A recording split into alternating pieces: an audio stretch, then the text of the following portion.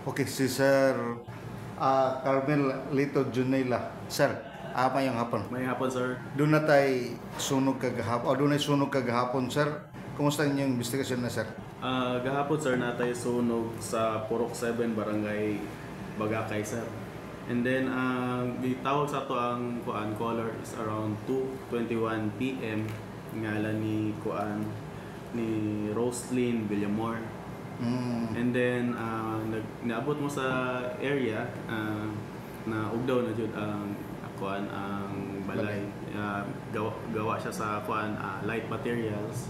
And then, based sa initial investigation nato sa atong mga investigator, ang nagsugod di siya sa electrical na arcing. So wala nag-trip ang ilang breaker, and then mo siya nag-overload, doon nag-cause siya electrical arcing.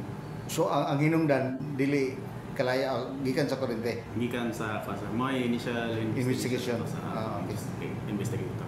Pero padayon pa ba niyang investigation o mao na to?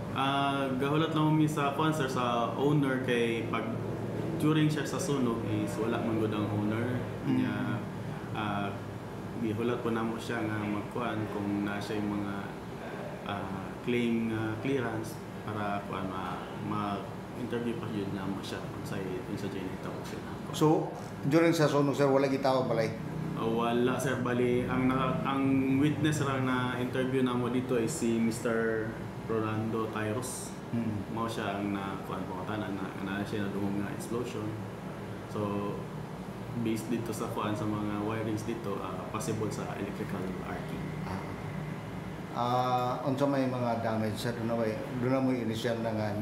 Ang initial nga sir, nga damage based lang sa nakita sa atong investigator is around more or less 25,000 pesos. Apel na ang balay na? Yes. Apel na itong motor na sunog? Wala sa ako nga gi-report sa investigator kung naay na damay ng motor, sir. Pero kung once na mo ang owner, i-declare niya sa to yung mga kuan niya. So was possible makuan pa nang iya. So wala pa sa karya dire? Wala pa, sir. Wala pa. Okay. So sir, palain ko, sir, sa atong opisina sa Bureau of Fire, unsay ato ang mga project karon, mga kabaguhan na to? Sa karon, sir, nami gina-work out nga fire service station kay natay 5 ka fire trucks. Ang among plano karon nga ma-distribute ang fire truck sa different locations sa Osami City. Nami gi-work out sa Barangay Aguada. So next year, okay na po siya kang mayor. Ang construction niya is first quarter next year.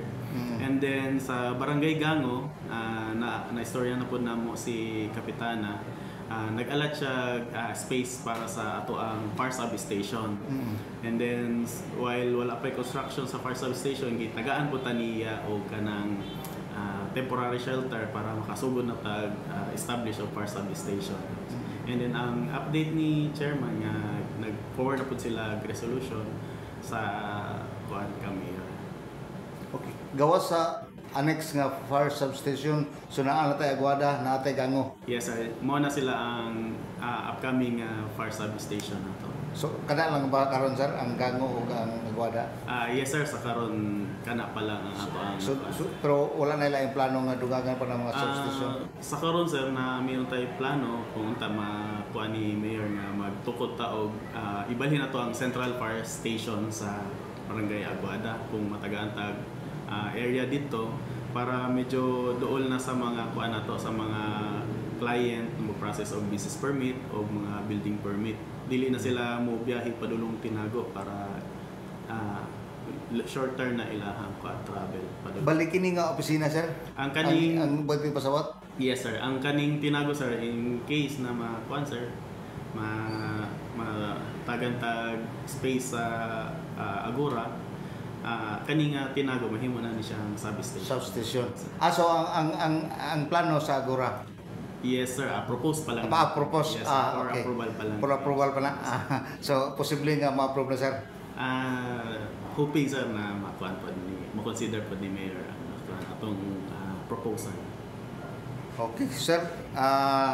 kanalan siguro sir ug na kay kadugang sir. Wala na sir. Okay. Sir, salamat kayo sir si Sir Carmel Lito Junila atong City Farm Marshal din sa Nakben Samis. Yes. Sir, salamat kayo sir sa paghatag og hikayan. Yes sir. Thank you very much sir.